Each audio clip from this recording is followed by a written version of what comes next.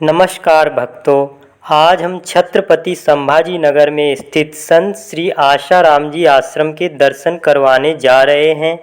यह आश्रम महाराष्ट्र में छत्रपति संभाजी नगर के बेगमपुरा क्षेत्र में स्थित है। आश्रम के बगल में बीवी का मकबरा स्थित है, जो ताजमहल की आकृति पर बनाया गया है। इसे सन 1660 में मुगल बादशाह औरंगजेब ने अपनी पहली और प्रमुख पत्नी दिलरस बानु बेगम की याद में बनवाया था। आज यह छत्रपति संभाजी नगर के प्रमुख पर्यटन स्थलों में से एक है। संत श्री आशाराम जी आश्रम के पीछे विशाल पहाड़ी है। पहाड़ी की चोटी पर गणपति जी विराजमान हैं। पहाड़ी से पहले ही श्री जनार्दन स्वामी का आश्रम एवं स्वामी निपट निरंजन महाराज की समाधि है। आश्रम के चारों ओर का वातावरण आध्यात्मिक, शांत एवं प्राकृतिक सौंदर्य से भरपूर है।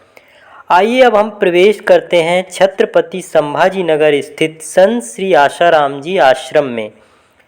यह आश्रम 6 एकड़ के भूभाग में स्थित है। छत्रपति संभाजी नगर में पूज्य बापू जी का सर्वप्रथम सत्संग समारोह सन 1995 में हुआ था और सन 1995 में ही इस आश्रम का निर्माण शुरू हो गया था। आश्रम के मध्य में 450 वर्ष पुरानी दादू संप्रदाय के संत श्री की समाधि है। समाधि के भी दर्शन करवाएंगे। वीडियो में अंत तक बने रहिए।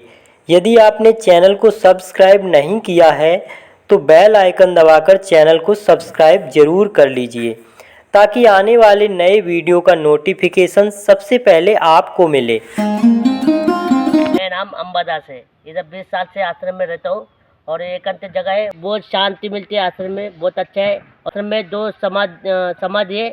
एक निपर महाराज के पीछे समाधि है और आश्रम के अंदर महाराज की 400 साल की समाधि महाराज की इधर आश्रम में अंदर। और शांति, आश्रम में बहुत शांति मिलती है। इधर अनुष्ठान करना चाहिए। यहाँ पे आश्रम में एकांत जगह है।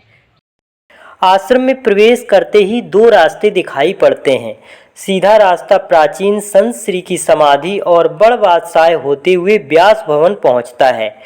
व्यास भवन की ओर जाने वाले इस रास्ते के दोनों ओर लगे हुए अशोक के पेड़ इस रास्ते की शोभा में 4 चांद लगा रहे हैं। अशोक शुभता के सूचक होते हैं, इसीलिए शुभ अवसरों में घरों में अशोक और आम के पत्तों के तोरण लगाए जाते हैं। ये व्यास भवन है। यहाँ प्रतिमाह रविवार के दिन ओमकार अनुष्ठान आयोजित होता है। रविवार और पूर्णिमा को सत्संग कार्यक्रम होता है। 14 फरवरी को मातृ पितृ पूजन कार्यक्रम और 25 दिसंबर को तुलसी पूजन कार्यक्रम भव्य रूप से मनाया जाता है। महाशिवरात्रि, श्री कृष्ण जन्माष्टमी, होली और दीपावली पर्व भी बड़े ही धूमधाम से मनाए जाते हैं। प्रवेश द्वार से बाईं ओर जाने वाला रास्ता व्यास भवन के पीछे से होते हुए पूज्य बापू जी की कुटिया पहुंचता है। व्यास भवन के दाईं ओर पूज्य गुरुदेव की शांति कुटीर स्थित है। शांति कुटीर का वातावरण बहुत ही शांत एवं मनमोहक है।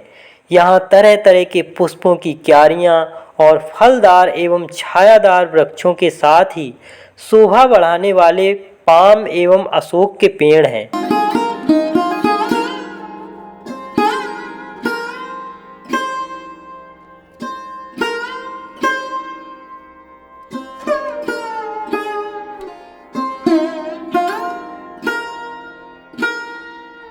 यह ध्यान मंदिर है। यह पूज्य बापू जी की आज्ञा एवं ज्यामिति शास्त्र के अनुसार निर्मित किया गया है। ध्यान मंदिर को जिस आकृति में निर्मित किया गया है, इसकी विशेषता यह है कि ये ब्रह्मांड की शक्तियों को खींचकर इसके अंदर बैठे हुए साधक को सात्विक एनर्जी से भर देता है।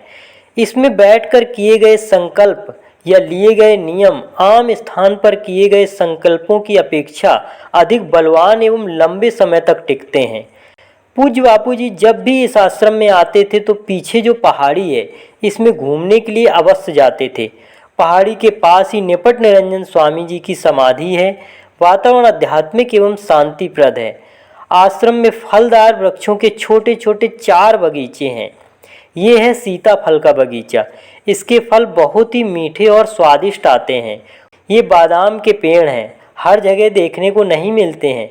इनके बादाम इतने स्वादिष्ट होते हैं कि इन्हें खाने के बाद बाजार के लाए हुए सूखे बादाम खाने का दिल ही नहीं करता। छत्रपति संभाजीनगर स्थित संत श्री आशाराम जी आश्रम में नारियल के बगीचे का बड़ा ही सुंदर नज़ारा है। आश्रम में सामूहिक कार्यक्रमों के दौरान नारियल के पेड़ों की छाया में ही सभी भक्त भोजन प्रसादी ग्रहण करते हैं। इस आश्रम में तरह तरह के फलदार वृक्ष लगे हुए हैं, जिसमें नारियल, चीकू, गूलर, आंवला, आम, इमली, अमरूद, बादाम, रामफल, सीताफल, संतरे, मौसम्बी, नींबू और केले के पेड़ सम्मिलित हैं। नीम, पीपल एवं बड़ के छायादार वृक्ष भी भरपूर हैं। ये रही 450 वर्ष पुरानी दादू संप्रदाय के संत श्री की समाधि। पूज्य बापू जी के श्रीमुख से निकले श्री वचन यहाँ शिला में अंकित हैं। ये 450 वर्ष पुरानी दादू संप्रदाय के संत की समाधि है। मुझे यहाँ आते ही विशेष शांति का अनुभव हुआ। प्रातः स्मरणीय पूज्यपाद संत श्री आशाराम जी बापू।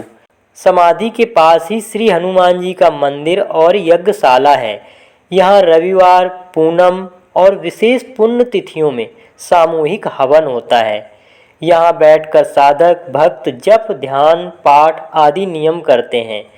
शिवजी भी विराजमान है। ये मनोकामना पूर्ण करने वाला कल्प वृक्ष बड़ बादशाह है। यहाँ श्रद्धा विश्वास पूर्वक जो भी भक्त परिक्रमा करते हैं उन्हें मनोवांछित फल की प्राप्ति होती है। यहाँ दादा गुरु स्वामी लीला साय जी महाराज बड़े ही मनमोहक रूप में विराजमान हैं। ये है संतरे का बगीचा। जी हाँ, संतरे के बगीचे के साथ गाय माता के लिए चरी भी बोई गई है। यहाँ कुमकुम के पेड़ भी हैं। जी हाँ, जिससे हम तिलक करते हैं। ये जो फल देख रहे हैं, इनके अंदर बीज होते हैं। बीज को हाथ लगाते ही हाथ में कलर आ जाता है। प्रवेश द्वार के पास ही सत साहित्य स्टॉल है। स्टॉल से आश्रम द्वारा निर्मित प्रोडक्ट्स, आयुर्वेदिक औषधियाँ एवं सत साहित्य सस्ते दामों में प्राप्त कर सकते हैं। सामने भक्त निवास में आश्रम का मुख्य कार्यालय है और कार्यालय के पीछे रसोई घर है। रसोई घर के ऊपर साधकों का निवास है। ये मौन मंदिर है। साधक यहाँ निवास कर साप्ताहिक जप अनुष्ठान का लाभ लेते हैं। आश्रम के सामने रास्ते के दूसरी तरफ श्री कृष्ण गौशाला है, जिसमें 15 गौवंश है।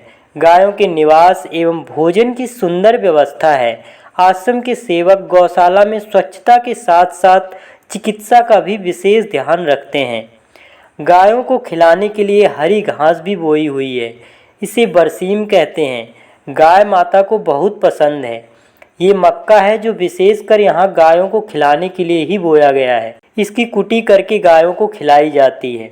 हरी घास के अलावा गायों के लिए मिक्स अनाज का आटा, ढेप और कुछ मिनरल्स मिलाकर बाट तैयार किया जाता है। यह बाट सभी को खिलाया जाता है।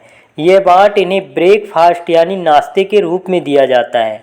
आश्रम के सेवक गायों को परिवार की तरह पालते हैं। पहले इन्हें खिलाते हैं, फिर स्वयं खाते हैं। गौ माता प्रसन्न होकर दूध नहीं पृथ्वी का अमृत प्रदान करती है। हमारे ऋषि मुनियों ने गाय के दूध को अमृत तुल्य बताया है। गाय का दूध शारीरिक शक्ति के साथ ही ज्ञान तंतुओं को भी पुष्ट करता है, सत्व की वृद्धि करता है और रोग प्रतिकारक क्षमता को बढ़ाता है। आश्रम के पीछे का जो एरिया है वह बहुत ही खूबसूरत है। यहाँ टूरिस्ट लोग भी घूमने आते हैं। देखने के लिए 4 मुख्य स्थान हैं। पहला गौतम बुद्ध गुफा, दूसरा हनुमान टेकरी, तीसरा गणेश टेकरी और चौथा विशाल जलाशय। यहाँ गौतम बुद्ध गुफा है। गुफा में अंदर जाने के लिए 25 रुपये का टिकट मिलता है। गुफा के अंदर महात्मा गौतम बुद्ध की मूर्ति है। इस गुफा से 500 मीटर की दूरी पर हनुमान टेकरी है। इस टेकरी में चढ़ने पर पसीना छूटने लगता है। यहाँ पर सुबह शाम कुछ नवयुवक दौड़ने आते हैं और टेकरी में चढ़कर हनुमान जी का दर्शन करके जाते हैं। हनुमान टेकरी से लगभग 400 मीटर की दूरी पर दूसरी गणेश टेकरी है। ये टेकरी हनुमान टेकरी से भी ऊंची है। इस टेकरी में चढ़ने पर आपको भगवान गणेश जी का मंदिर एवं सामने छोटा सा ग्राउंड देखने को मिलेगा, जिसमें बैठने के लिए भांकड़े भी रखे हुए हैं। इस टेकरी से आप पूरे संभाजी नगर का दर्शन कर सकते हैं। सामने विशाल जलाशय है। ये पूरा क्षेत्र शांत एवं स्वच्छ है। आप भी कभी आइए संभाजी नगर आश्रम और आश्रम के पीछे के इस प्राकृतिक वातावरण का भी आनंद लीजिए। यदि आप छत्रपति संभाजी नगर स्थित इस आश्रम में सेवा साधना के लिए आना चाहते हैं तो कभी भी आ सकते हैं। आश्रम से रेलवे स्टेशन की दूरी 15 किलोमीटर एवं बस स्टैंड की दूरी 5 किलोमीटर है। आश्रम के लिए ऑटो, टैक्सी आदि सरलता से मिल जाते हैं। छत्रपति संभाजी नगर स्थित यह आश्रम आपको कैसा लगा, कमेंट में लिखकर ज़रूर बताइए। अब लेते हैं इजाज़त, फिर मिलेंगे अगली यात्रा में। आज के लिए इतना ही। नमस्कार, प्रणाम, इति शुभम।